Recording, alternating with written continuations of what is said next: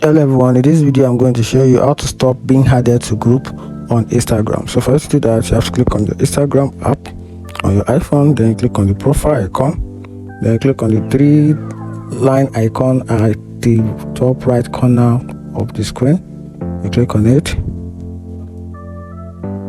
Good. Then you scroll down a little, then you click on messages and story replies, then you click on message control.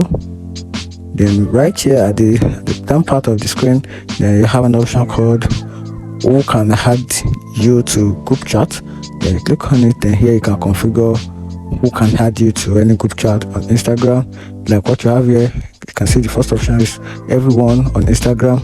So just click on this particular option, the second option, which is only people who follow on Instagram. So with this can help you configure the rate at which people add you to group on Instagram.